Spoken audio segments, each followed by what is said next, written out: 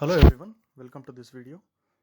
In today's video I am going to explain some important concepts in Verilog that will be helpful in a great manner for solving MCQs or to attend some exams related to Verilog. Let us get in. Modules written in Verilog can represent a design. In Verilog, first we need to understand that it is a coding method to represent a hardware, right? So here module written in Verilog can represent a design which is in the behavioral level, which is at the layout level, or which is at the switch level. Any level of design will be there. A Verilog code can represent that particular level of design.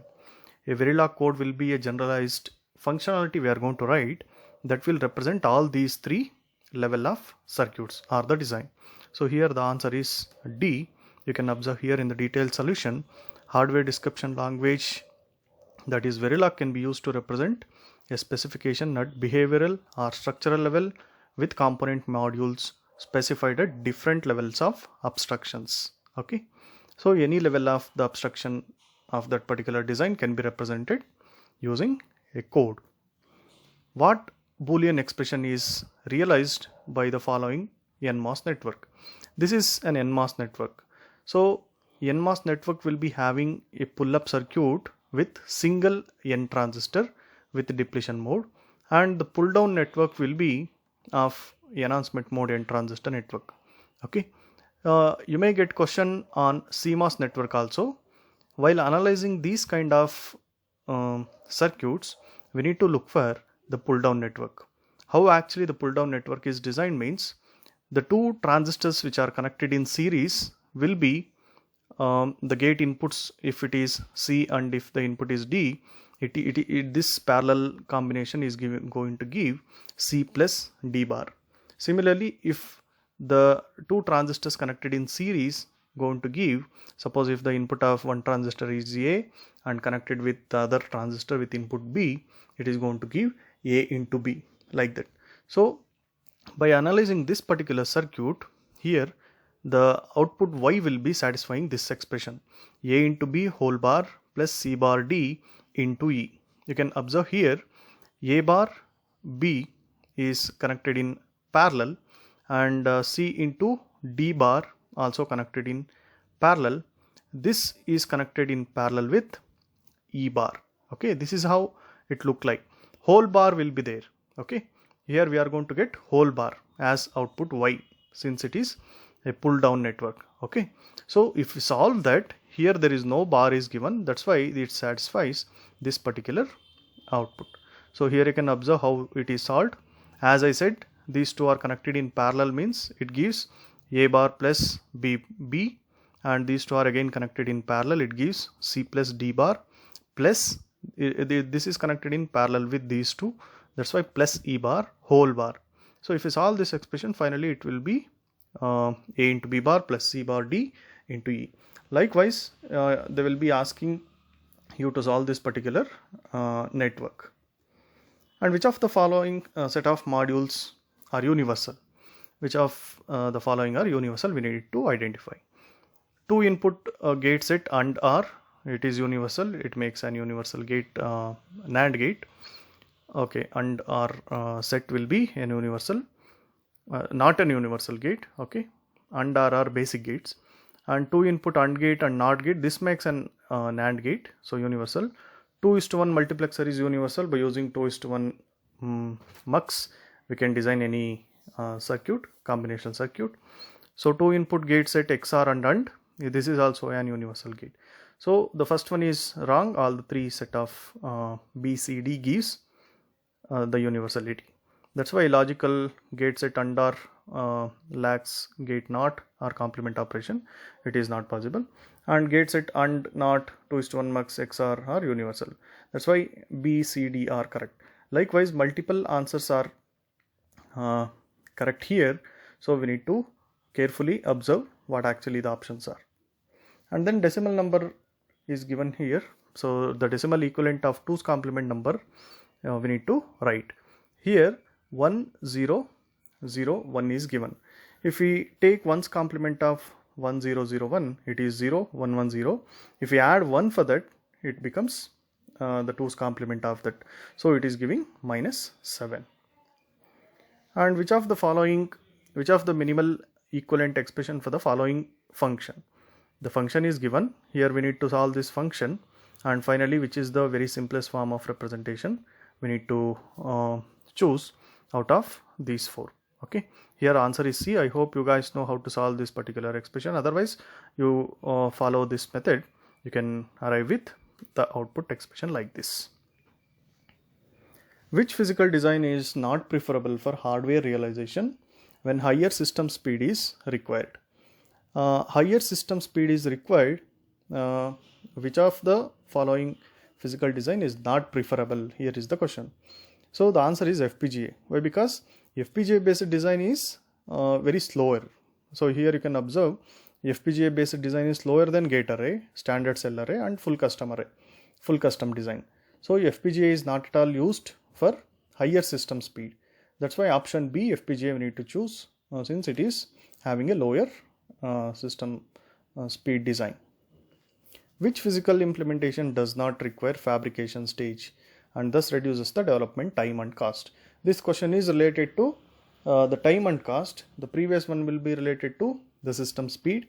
So while you studying gate array, FPGA, standard cell and full custom designs, you need to observe the characteristics are the important concept related to gate array. Gate array will give more speed or less speed, or it is giving the development time less, or the cost is more, like that.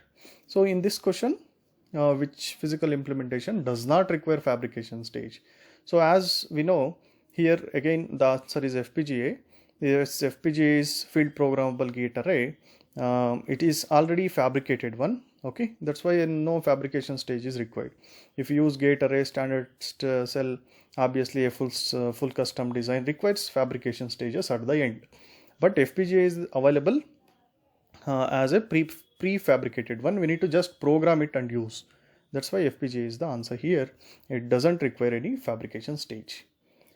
And the next one, which of the following statements are true regarding simulation and synthesis? So in your interview or in your exams, one question will be there related to simulation and synthesis. Otherwise, simply in the Viva you may get question like what is simulation and what is synthesis for sure. So here we need to understand the simulation and synthesis clearly and the differences between those two. Simulation means it is just analyzing the circuit functionality. Okay, and synthesis means it is translating the design into some specifically gate level description, like that. So here we need to identify which of the following statements are true related to simulation as well as synthesis. Here the first one is simulation is the analysis of design circuit model at higher level of abstraction. This is correct. Simulation means it is analyzing the circuit model which is giving the correct answer or not, like that. Functional verification. So then answer C, synthesis is the process of translating the design circuit model at same level to next lower level. Obviously we code at higher level, means at the behavioral level we are going to code. Once we synthesize that gives the gate level description. Gate level modeling or the gate level circuit is the lower level of abstraction. That's why synthesis gives lower level of abstraction circuit once you synthesize the top or the higher level model. That's why here the answer is A and C. Likewise, you may get questions related to simulation and synthesis. And then which of the following are conflicting requirements in VLSI design process? In VLSI design process related to the process is concerned, which of the following are conflicting requirements? It is required likewise. So here the correct answer is B. Faster instruction processing, reduced number of transistor size and low power consumption are the main requirements.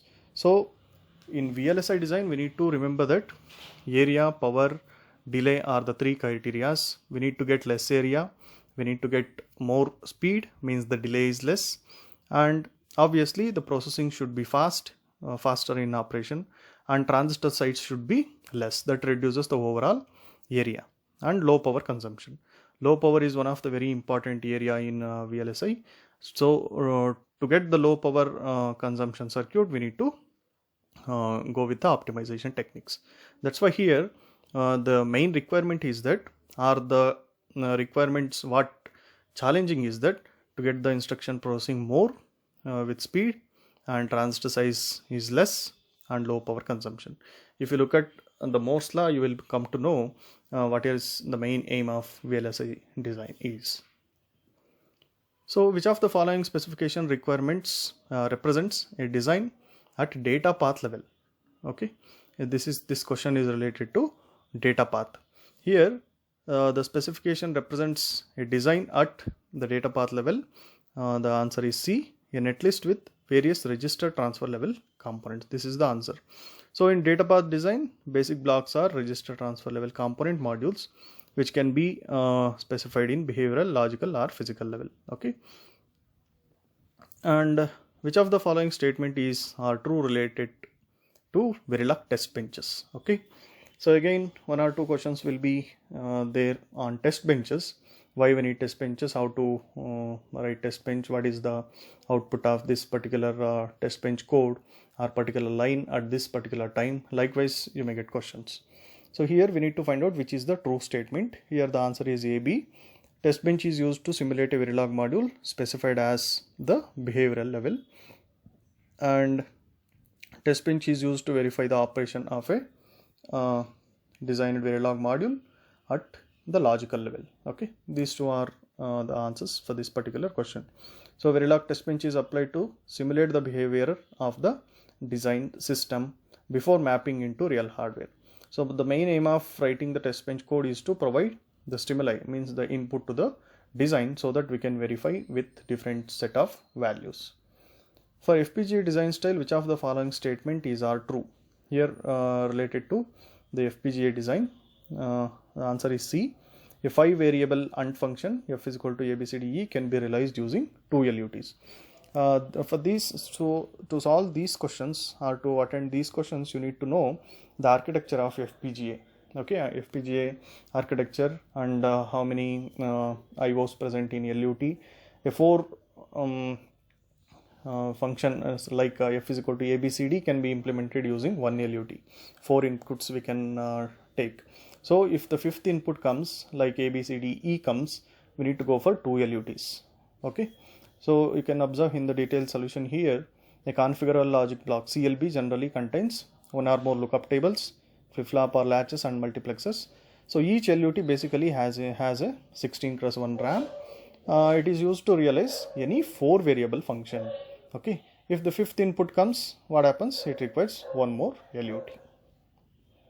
And which of the following design style does or do not have separate floor planning and placement? Again, it is related to the design styles which doesn't require a separate floor planning and placement. Only full custom stage requires separate floor planning and placement stage.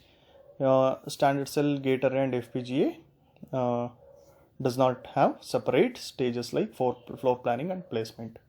Okay, and then this is a kind of common type of question you may get in your exams. Given the Verilog code, which of the following statements are true? We need to analyze that particular Verilog code, how it is going to be executed, and what is the functionality of that particular Verilog code. Depending on that, you may get questions. Here, this code is the data flow description code. Here, assign is used. T1, T2, T3 and F are represented as wire, and the final output is F.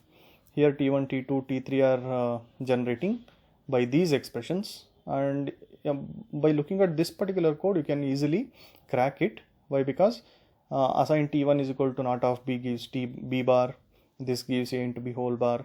So you can write the gate level circuit here itself. By writing the gate level circuit and connecting that to the next level, it is easy to get what actually it is giving as a result finally.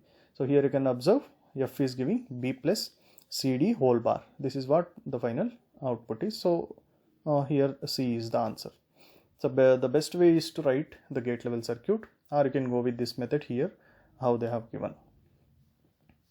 And then which of the following statement are false regarding Verilog data types? Which is the false statement here we need to identify. While answering these questions, we need to observe clearly whether they have asked to find out the false or true. Okay. Here the question is to identify the false statement. A net type variable can only be used in assign statement. Register type variable can be used to represent storage element.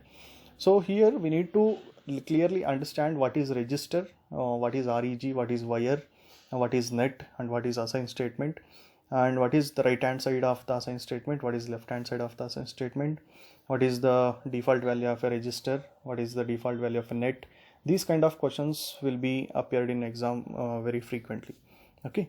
So in assign statement, net type variable can appear on both sides of the equality operator, where register type variable can only at the RHS. Okay. Unlike net type variables, register type variable can remember the last assigned value, means the previously assigned value will be remembered. All register variables are initialized with unknown logic EX will be there, and all unconnected nets will be set to high impedance. So we need to remember this statement. All register variables will be having X by default, and all the nets will be having Z by default. Here the answer is A and C are false. And given the time scale, this question is also very familiar one, so that this is related to the time scale which we are going to write at the starting of the Verilog code related to the simulation time. So time scale, tick time scale 1 nanosecond per 1 picosecond. Here a delay of 5.7 is represented in picoseconds as what? This is the question.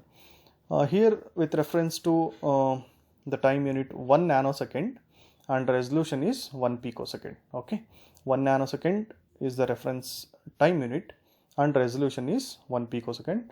The scaling time unit to match the resolution is, that is 1 nanosecond is equal to 1000 picoseconds. So the delay of 5.7 is given here, will be the smallest resolution. That's why 5.7 into 1000 we need to do. In terms of picosecond, we are going to represent like this. So 5700 is the answer. And which of the following statement is true regarding behavioral description using HTL? So initial and always are going to be used in the behavioral description.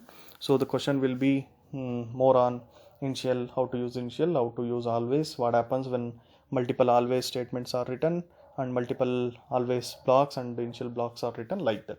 Okay, here we need to identify the true statements related to the behavioral description. We need to understand initial and always first. Initial is a procedural block used to write some initializing some variables in test bench and to simulate the design under test. And initial blocks specified inside a module are executed in parallel. So two initial blocks if you are going to write, parallelly they are going to execute. And always block is like an infinite while loop, means it is continuously executing one. Always at that particular event, that block of code is going to be executed again and again. So all statements inside a procedural blocks are executed sequentially. This we need to remember. Even if it is an always or initial block, the one after the others, the statements are going to be executed. Here B is the correct answer. All statements inside always block execute repeatedly in a sequential order. And again the piece of code is given. Here the question is related to blocking and non-blocking assignment. Okay, so we need to understand the blocking and non-blocking assignments clearly so that we can answer the questions on blocking and non-blocking. It is also a very important concept in Verilog. Here the piece of code is given. Assume that A, B, C, D are assigned with these particular values and the value of A 0 is to 1 comma B 0 is to 1. So within the flower bracket if you are going to write, that is second catenation. And after simulating the code segment, what will be the output in hexadecimal? Here is the solution for that. A is this, B is this, and C, D values are given. Once we are going to solve this, A or B, B and D, C left shift by 2 and not of X or CB, not X or C. So this is what the output we are going to get. And finally if we are going to solve this particular expression, will be arrive with 8 tick B, 8 tick H, 33 if we concatenate this. Okay, that is how we can solve this. And this is related to UDP, user defined primitives. Here the values are given. Okay, and this particular UDP satisfies which expression? That is what the question is. Here the detailed solution is given. This a table of containing don't care values with logic 0 and logic 1. It can be verified that UDP is specified for all the possible zeros and ones values of input variables A, B, C, D. From the UDP entries, we can derive the expression like F is equal to AB D bar plus BC bar D plus AC bar in SOP form, as well as this. Okay, so the options are A and B are true. This is also correct and this is also correct. And identify the step or steps that are not valid while writing test benches for UDP. Which is the not valid one while writing the test bench for the design? That is what the question is. So output port of the design should be wire in a test bench, and inputs will be represented as register in test bench. So these two we need to remember clearly. Inputs are going to be, if you use the same variable names, the input declarations in your design will be register in test bench, and the output variables used in DUT or the design will be wire in test bench. So related to that, all the variables for input and output ports of the DUT can be declared as a register. This is not a valid statement. Which of the following are the features of sequential circuits? Which of these satisfy the sequential circuits criteria? Here A and C are the answer. Both output and next state of the sequential circuit depends on the present state as well as the present input if exists. The number of states of the sequential circuits is finite, and the circuit must be in one of these states during execution. Here these kind of questions will be little bit confusing. So clearly we need to understand the each and every statement, and we need to solve these type of questions. Here the answer is A and C. At any instance of time during execution, the circuit must be in one of the finite states. Yes, that is correct. And A, output of the circuit will be depending on the present inputs and the state. This is related to FSM sequential circuits. And which of the following types of functional components can be found in data path? So what is there in data path and what is there in control unit is one of the important concept again we need to understand. Here B and C is the answer. Here the functional components can be found in data path are combinational sequential circuit elements, and the status signals are bits used in decision making. Okay, these two are the things we can found in data path. And similarly, which of the following types of functional units may be present are generated in a control path? So in control path, clock, reset or clear signals are going to be used to control the functionality of a data path.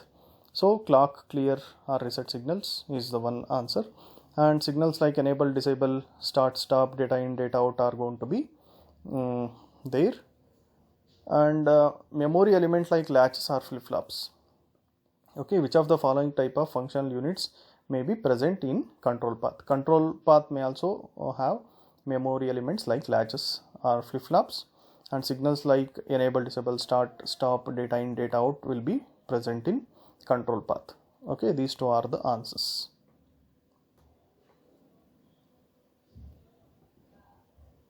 And then which of the following design conventions are considered by the designer during modeling data and control path? While modeling data path or control path, which of the following design conventions are considered?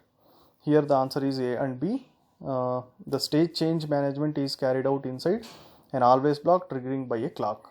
Okay, and then generation of control signals is done in an always block using blocking assignments. This one we need to remember related to modeling the data path and the control path.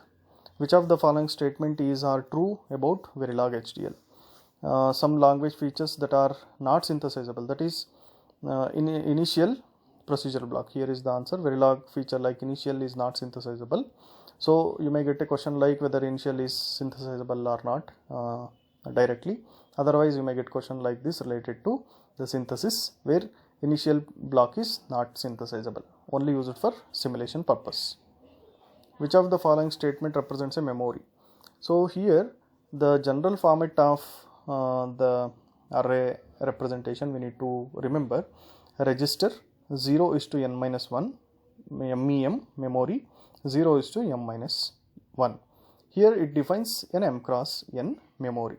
Okay, here it represents n bit words. Here we are going to write the number of bits present in that particular data what we are going to store, and the memory consisting of these many